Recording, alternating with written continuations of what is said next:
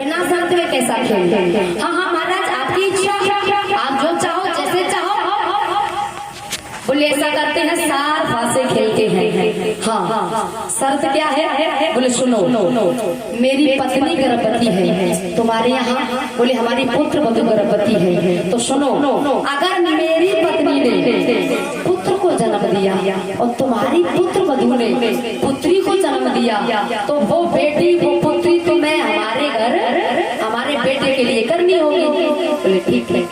और हमारी पत्नी ने अगर पुत्री को जन्म दिया, तुम्हारी पुत्र वधू ने पुत्र को जन्म दिया, तो मैं अपनी बेटी तुम्हारे यहाँ कर दूंगा। ठीक है, गड़बड़ी नहीं होनी चाहिए। बोले नहीं, शर्त दोनों की थी महाराज, शर्त दोनों की। बोले ठीक है, सार फांसे का खेल हुआ है। और यहाँ तक कह दिया, जो संग में करे दगा जी रे, भाई देखेगी गंगा जी रे। तो दगा करेगा उसे गंगा मैया देगी, गंगा मैया की शपथ। ठीक है, जीत अर्जुन की होती है। अर्जुन वहां से चले जाते हैं। वासिक आया अपने घर, पत्नी को बुलाया और पत्नी से कहा, सुनो प्राण प्रिय, हे प्राण प्रिय, तुम्हारे पति की शर्त है, अगर तुमने बेटी को जन्म दिया तो हमें वो अपनी बेटी अर्जुन के यहाँ करनी पड़ेगी। और तुमने पुत्र को जन्म दिया और उनकी पुत्र वधू ने पुत्री को जन्म दिया, तो वो हमारे यहाँ करेंगे। देवी, अगर तुमने बेटी को जन्म दिया तो फिर वो बेटी हमें वहां करनी पड़ेगी। नाग वंश की बेटी मानव कुल में जाएगी तो नाग वंश की बात मिट्टी में मिल जाएगी।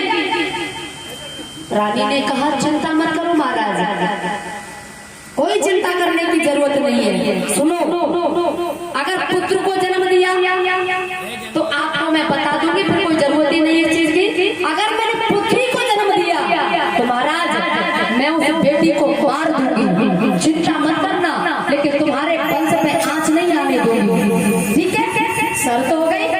लेकिन होता क्या है महाराज कि वह रानी भी गर्भ से सुमिरी रही गोविंद, अरे होनहार सोएगी चले न कोई भंग, क्योंकि होगा वही जो राम रचे।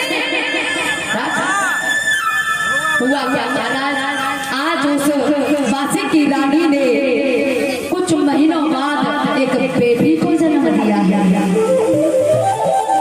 बेटी को जन्म दिया, कौन ऐसी माँ है कि बेटी को मार सके? क्योंकि माँ की ममता क्या होती है ये माँ जानती है भैया। माँ की ममता बेटी को या बेटे को मार नहीं सकती। बेटे कितने बिगड़ जाए लेकिन माँ कभी मारती नहीं है। तो महाराज दासियों को बुलाया, दासियों से कहा, सुनो, ये बेटी तुम्हें छुपा कर रखनी है और इस बेटे का लालन पालन तुम्हारे हाथों में है। दासियों ने कह दिया, ठीक है रानी साहब, ऐसी कोई बात नहीं आएगी, हम बेटी का लालन पालन हम अपने हाथों से करेंगे, तुम्हें चिंता करने की कोई जरूरत नहीं है। ठीक है, महाराज को बुलाया, महाराज को बुलाकर कहा रानी ने, महाराज मेरा गर्भ खंडित हो गया। गर्भ खंडित हो गया? बोले हाँ। बोले कोई बात नहीं है। एक चिट्ठी लिखी वासिक राजा ने अर्जुन के लिए। चिट्ठी अर्जुन के पास पहुंची। बोले महाराज हमारी पत्नी का गर्भ खंडित हो गया। अर्जुन तो समझ गए थे, क्योंकि ये भगवान के भक्त हैं, समझ गए थे मेरे साथ धोखा हो रहा है, छल हो रहा है, समझ गए थे। और पुत्रा ने भी पुत्र को जन्म दिया था। महाराज धीरे धीरे बड़े होने लगे परिजन महाराज। और इधर अर्जुन के यहाँ एक अमृत का कुआं था, अमृत का कुआं, उस पर पहरा देते थे। अब परिजन जब बड़े हो गए थे ना, तो वो स्वयं खुद उसका पहरा देते थे।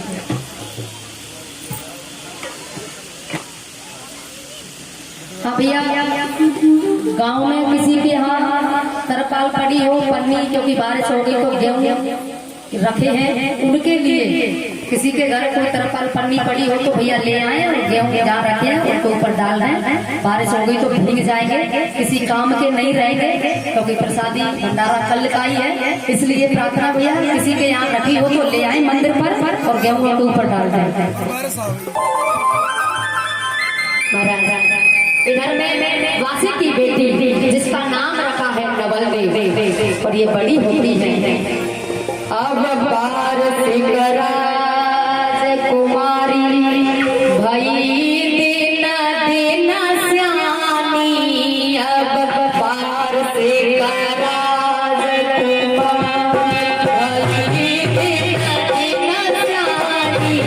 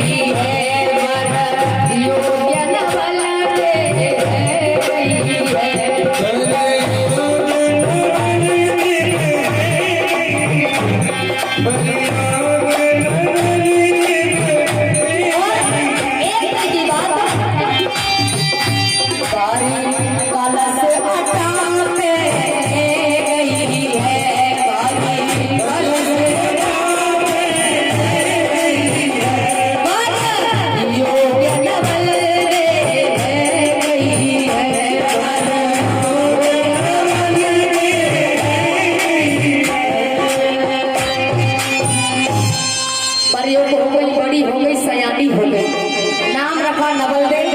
एक दिन की बात, महाराज नवल देव जो है ना अटा पर स्नान करके केसों को सुखा रही थी।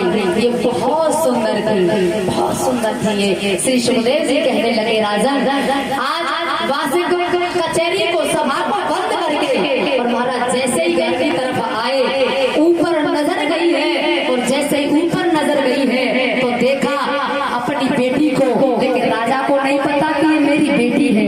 बेटी को देखा बहुत सुंदर थी, विचार क्या आया, अरे इतनी सुंदर, अगर ये मेरी रानी होती है तो कितना अच्छा होता, कितनी सुंदर है, हूर की परी है, कितनी सुंदर, मेरी रानी होती कितना अच्छा होता।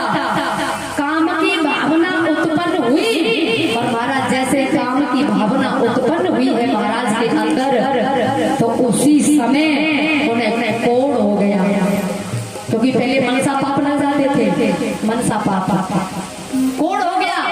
महारानी के पास आए, महारानी ने देखा, बोले ये तुम्हें क्या हो गया, ये क्या हो गया।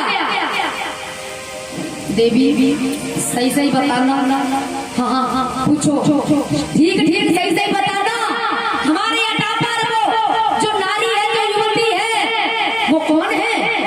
और जैसे ये बात कही तो महाराज रानी के पैरों के नीचे जमीन खिसक गई।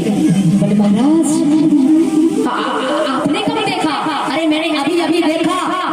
महारानी कौन है वो, सत्य सत्य बता वो कौन है, झूठ मत बोलना मेरे सामने। कांप गई। आप गुस्सा तो नहीं होंगे। बोले नहीं। कोई अनर्थ तो नहीं कर दोगे। बोले नहीं। बताओ। हाथ जोड़ के कहा महाराज वो कोई और नहीं, वो आपकी बेटी है। मेरी बेटी? मेरी बेटी? बोले हाँ वो आपकी बेटी है। मैंने कह दिया था ना कि गर्भ खंडित हो गया है। महाराज क्षमा करो, मैं माँ हूँ, मैं कैसे मार देती बेटी को। मैं मार नहीं सकी, मैंने दासी को सौंप दिया था। दासियों ने लालन पालन किया है। महाराज वो कोई और नहीं, आपकी बच्ची है, आपकी बेटी है। मेरी बच्ची, मेरी बेटी। और मैंने अपनी बच्ची के प्रति काम की भावना से अपने बच्चे को देखा, इसलिए मुझे कोढ़ हो गया। आपने अपनी बच्ची को काम की भावना से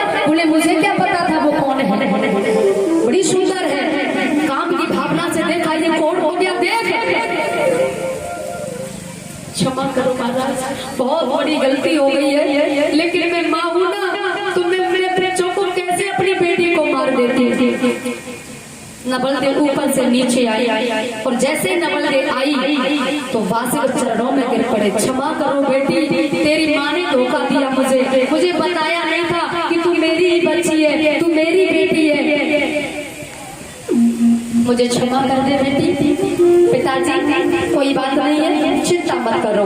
मैंने सुना है कि अर्जुन के यहाँ एक अमृत का कुआं है। बोले हाँ, तो चिंता मत करो, मैं जाऊंगी और अमृत लेकर आऊंगी और तुम्हारा कोविड ठीक हो जाएगा। आपकी बेटी जिंदाबाद है, टेंशन लेने की चिंता करने की कोई जरूरत नहीं है, आपकी बेटी है ना। बेटी तुझे नहीं पता है वहाँ पैरा कौन देता है? कौन देता है? बोले बेटी वहाँ परिचय पैरा देता है। बोले तो क्या हुआ? अरे हुआ क्या?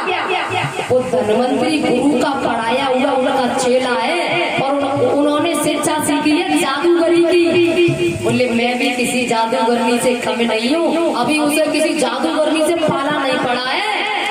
हाँ आप चिंता मत करो, व्यर्थ में करते हो। और महाराज ये वासी की बेटी चल देती है कि चातुर बेटी वास का राजा